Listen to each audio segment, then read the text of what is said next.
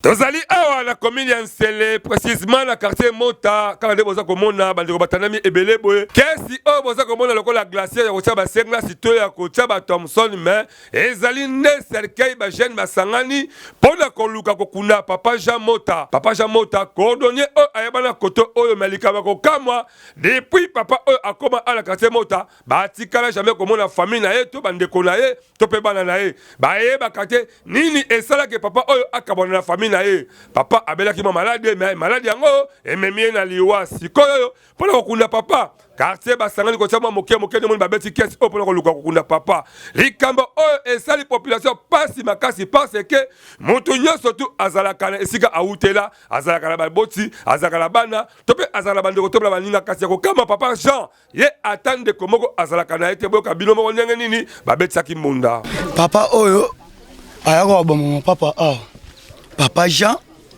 ezalaki mokolo ya mardi. Tozalaki na ye awa avandi pe totamboli mercredi.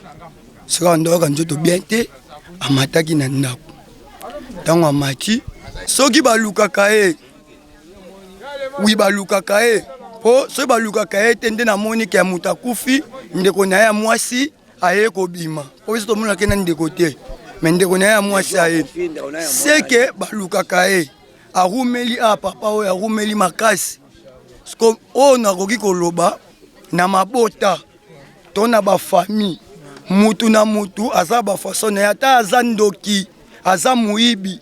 Il faut bozala na collaboration moko ya malamu. Awa toko senga pe toko beta mbonda na batu nyoto oto na kata mabele ya se mokili. Toyeba ka ba comportement ko vivre na mabota na baninga to pe na ba famille na biso parce que bisika o sengeli o zale sengeli ba mona kata mutu bomi bale ba ka ko visiter ka pour la cas de problème ba koyeba façon nini ba ko localiser bango po ba ko assister yo. Tala liwa papa Jalupe maninga ke e sali pasi komona ke ba ke ko kunala mutu famille na ye e banite to ebite mbala baso ba lukaka ye wapi yo. Awa to betika mbonda.